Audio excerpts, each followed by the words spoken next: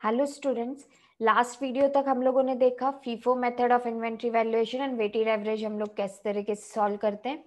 आज हम लोग सेम मेथड्स फिर से देखेंगे विथ न्यू सम। एक सम आपकी स्क्रीन पे दिख रहा होगा। मैं आज इस सम को सॉल्व करने वाली हूँ। रिसिट्स दिए हैं आपको, इश्यूज दिए हैं। Receipts means purchases and issue means sales. तो मेरे पास मेरा फीफो मेथड का लेजर कार्ड रेडी है। मैंने मेरा फॉर्मेट प्रिपेयर कर लिया है, परचेसेस, सेल्स एंड बैलेंस। मुझे क्या करना है, सॉल्व करना है। तो मेरा क्वेश्चन मैं स्टार्ट करती हूँ सॉल्व करना। आइए देखते हैं।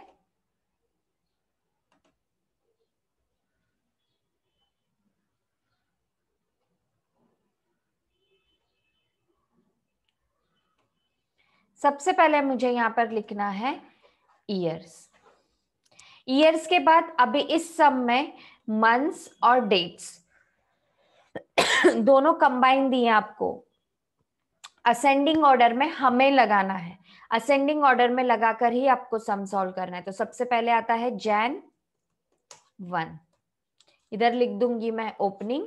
ओपनिंग का बैलेंस मैंने आपको बताया था डायरेक्टली जाता है बैलेंस कॉलम में। 100 यूनिट्स है, 35 रेट है, दोनों को क्या कर दूंगी, मल्टीप्लाई कर दूंगी। इसके बाद सेकेंड डेट देखना है हमें। सेकेंड डेट दिख रहा होगा आपको Feb 3 को परचेस किया है तो परचेस कॉलम में आएगा 440 रुपीज, दोनों को मल्टीप्लाई कर। अब सबसे पहले मैं जो ये ओपनिंग बैलेंस है इसे नोट डाउन करूंगी, कॉपी पेस्ट, और उसके बाद फिर से जो परचेस किया ये इसके नेक्स्ट लाइन पे लिख दूंगी बैलेंस में। तो अब मेरे पास बैलेंस में कितने स्टॉक है, 2 स्टॉक है मेरे पास बैलेंस में। फर्स्ट है 100 वाला, सेकेंड है 400 वाला। तो ऐसे 2 टाइप के स्टॉक मेरे पास बैलेंस है। फेब के बाद आता है मार्च। मार्च में यहाँ पे दिया है March 5 सेल। सेल करने के टाइम पे देखो आपको 400 यूनिट्स दिए। अभी जो सबसे पहले मेरे पास स्टॉक है वो सिर्फ 100 का है। फर्स्ट इन फर्स्ट आउट, तो सबसे पहले पहला स्टॉक मैं पूरा के पूरा दे दूंगी। फिर सेकंड में आऊंगी, 400 में से 100 दे चुकी हूं तो और कितना देना बाकी है, 300।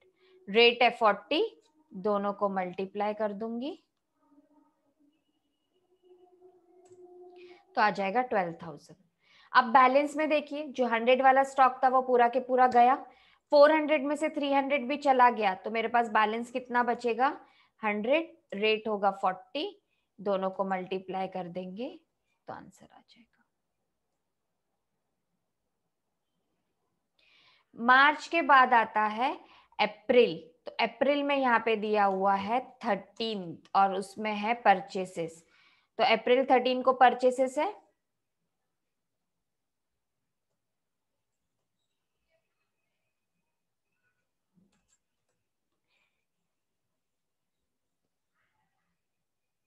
कितना परचेसेस है, 900, 45 रेट इंटू 45। तो अब सबसे पहले मैं मेरा बैलेंस एज इट इज लिख लेती हूँ, प्रीवियस वाला, और परचेस किया हुआ मैं उसके नीचे लिख दूंगी।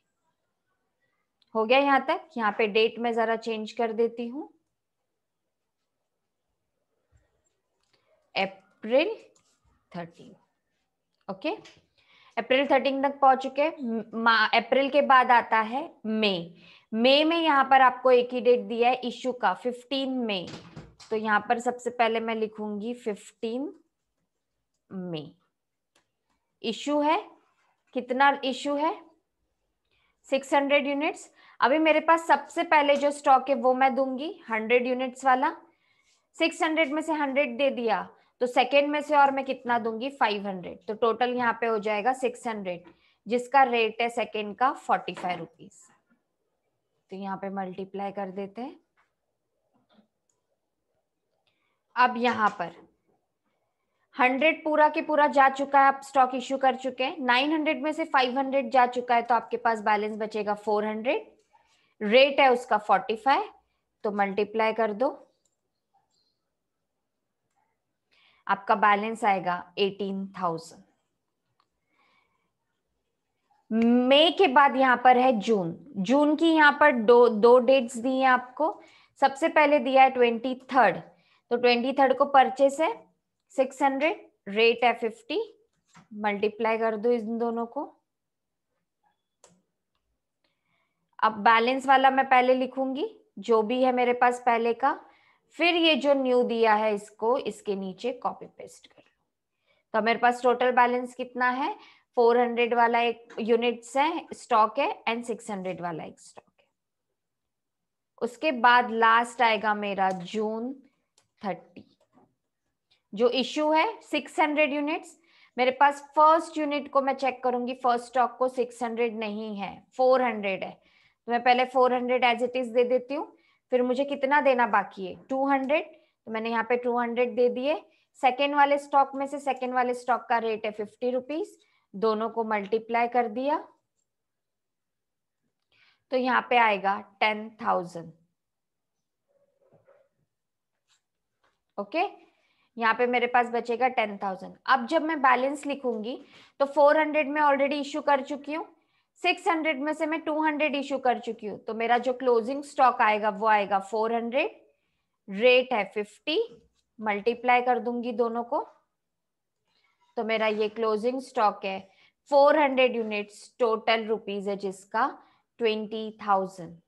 देखिए ये सम था हम लोगों का, परचेज सेल्स दोनों कंबाइन था, तो मैंने डेट वाइज पहले असेंडिंग ऑर्डर में उसे लगाया और फिर यहाँ पर मैंने मेरा आंसर सॉल्व किया। सबसे पहले ओपनिंग लिख लेंगे। फीफो मेथड में ध्यान देना है, बैलेंस के नीचे जो जो परचेसेस आते जाएंगे वो बैलेंस के नीचे आप लिखते जाओगे।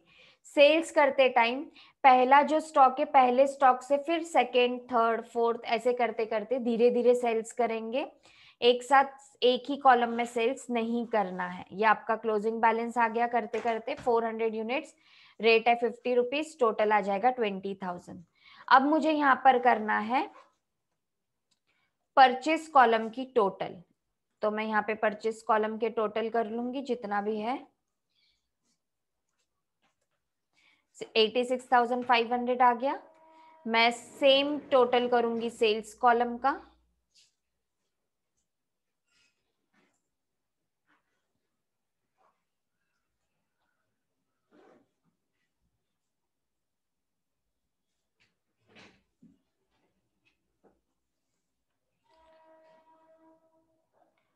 $70,000।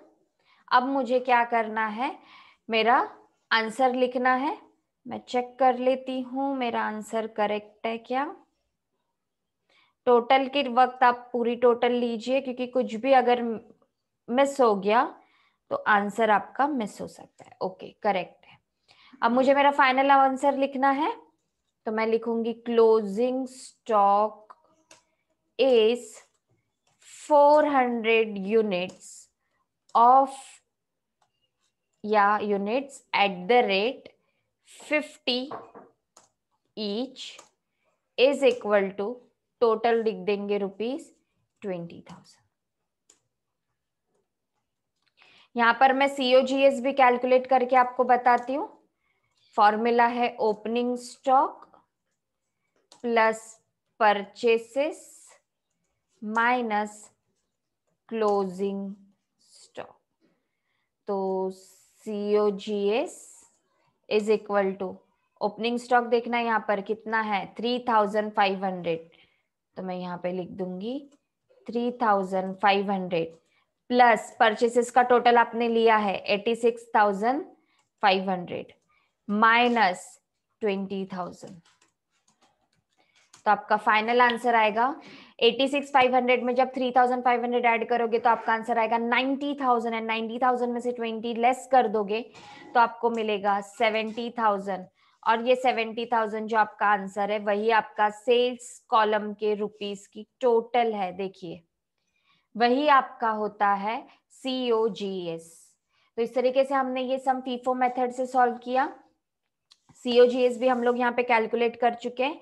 अब सिमिलर सम मुझे सॉल्व करना है वेटेड एवरेज मेथड से, तो ये वाला सम अपनी बुक में नोट डाउन कर लो आप लोग, और हम लोग अब चलते हैं इसके, वीडियो को पॉज करो और नोट डाउन करते जाओ सारे रोज कॉलम प्रॉपरली अपनी बुक में, और हम लोग अब चलते हैं वेटेड एवरेज की तरफ। तो हम लोग वेटेड एवरेज करेंगे।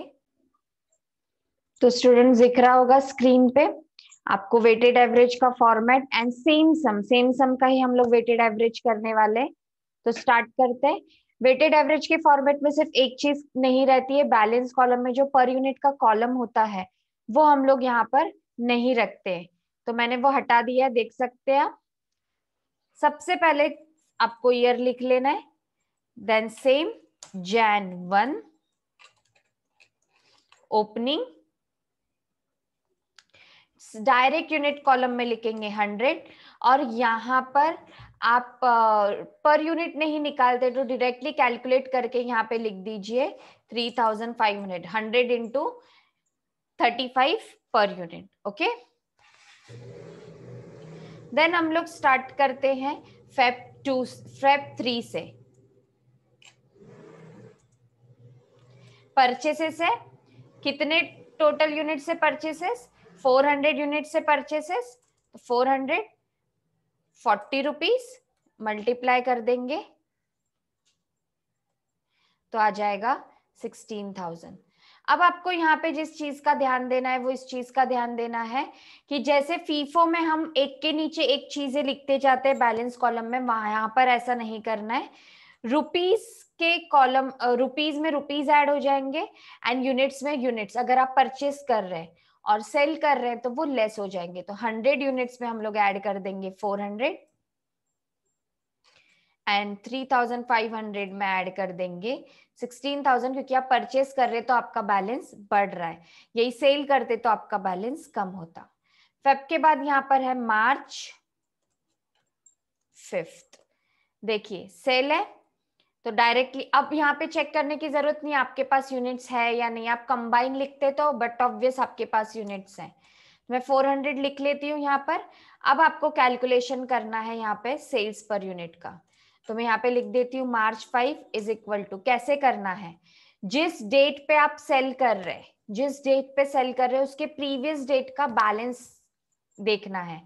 प्रीवियस डेट का बैलेंस का rupees divided by units is equal to, तो कैलकुलेट कर लेते हैं। 19,500 डिवाइडेड बाय 500, रुपीस को यूनिट से डिवाइड कर देंगे तो आपको पर यूनिट मिल जाएगा यहाँ पे 39। तो ये 39 में यहाँ पर लिख दूंगी, मल्टीप्लाई कर दूंगी 39 से तो आ जाएगा 15,600। अब यहाँ पर सेल कर रहे हैं तो आपका बैलेंस कम हो रहा है, तो यूनिट्स में से यूनिट्स को लेस कर देंगे एंड रुपीस में से रुपीस को लेस कर देंगे तो आ जाएगा 3,900। मार्च के बाद यहां पर आपको दिख रहा है कॉलम, सॉरी डेट, अप्रैल 13 परचेस है तो परचेस कॉलम में लिखना है 945 मल्टीप्लाई कर दो सेम। अब ऐड कर देंगे क्योंकि परचेस किया है तो 100 में ऐड हो जाएंगे 900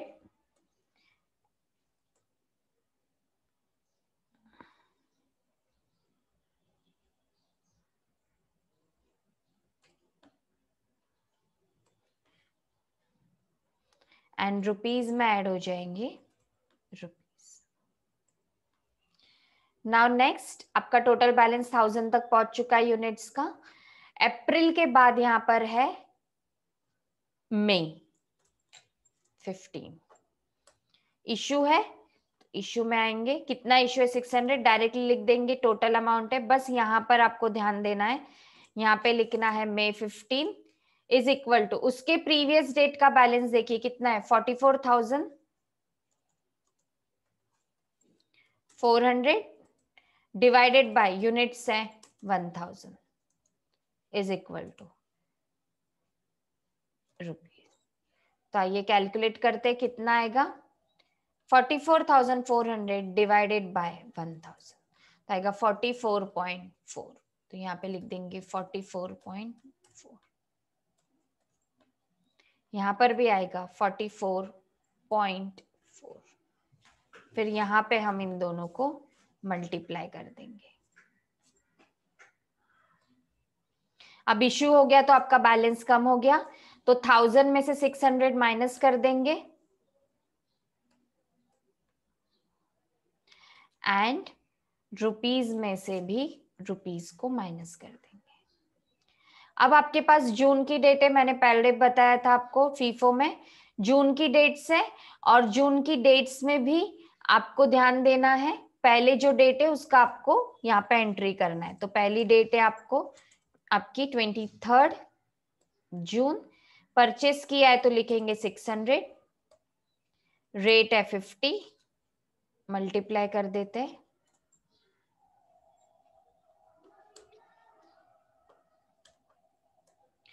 30,000। अब परचेस किया है तो बैलेंस के लिए ऐड कर देंगे,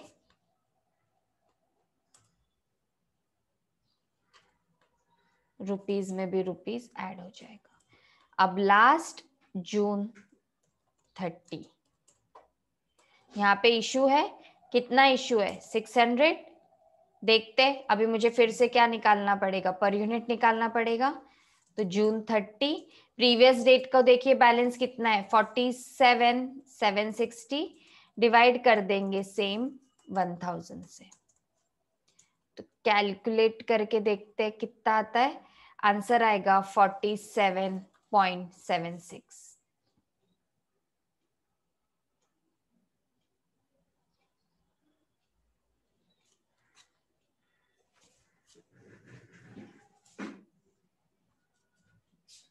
this multiply by this।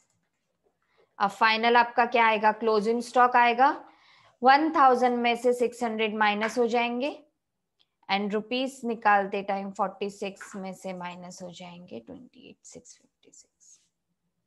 तो ये आएगा आपका क्लोजिंग स्टॉक।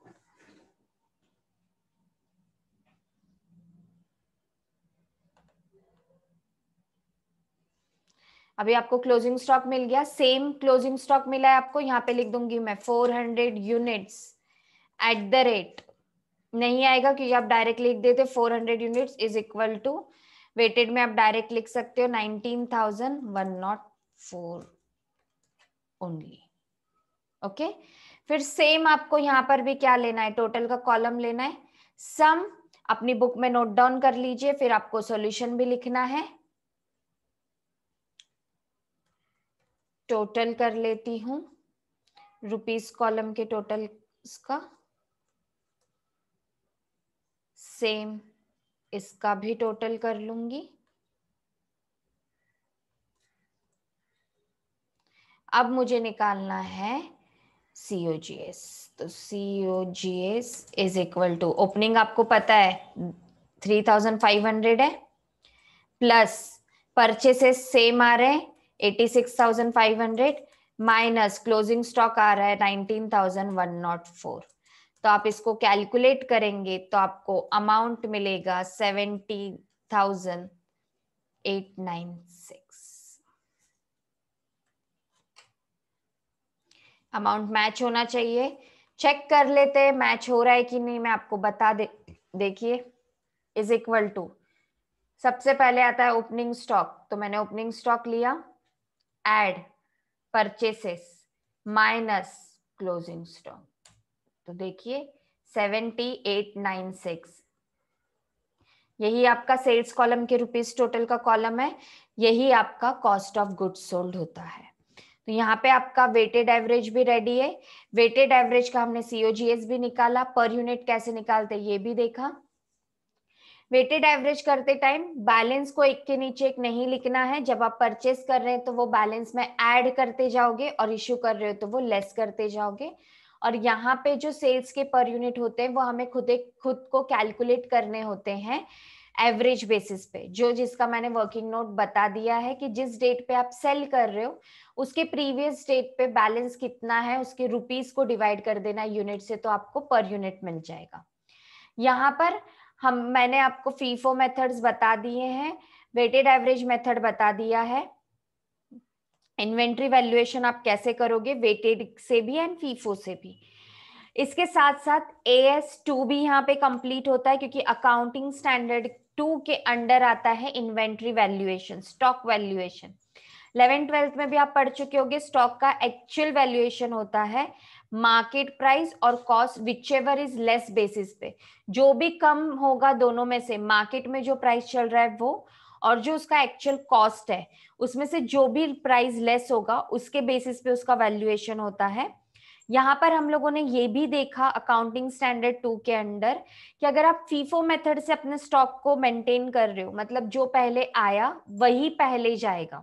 फीफो मेथड में ये होता है कि जो भी गुड्स आप ले रहे हो वही उसमें से फर्स्ट स्टॉक क्या होता है, आउट होता है। तो first in first out basis होता है। सेकेंड था वेटेड एवरेज। वेटेड एवरेज के लिए मैंने आपको बताया कि एवरेज बेसिस पे जाता है। आपको क्या करना है, सेल करते time per unit always average basis पे कैलकुलेट करना है, देन उसका क्या निकालना है, मल्टीप्लीकेशन करके आंसर निकालना है।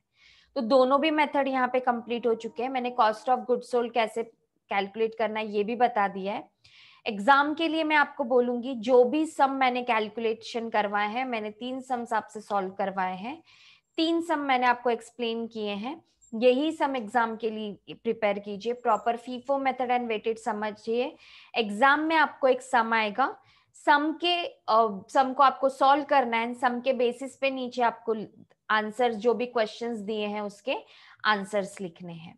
ओके, तो एग्जाम्स के लिए प्रिपेयर हो जाइए। Inventory valuation and accounting standard 2 यहाँ पर कंप्लीट हो चुका है। All the best for your exams. मिलते हैं नेक्स्ट वीडियो में with new chapter and new concept. Okay, bye bye, have a good day.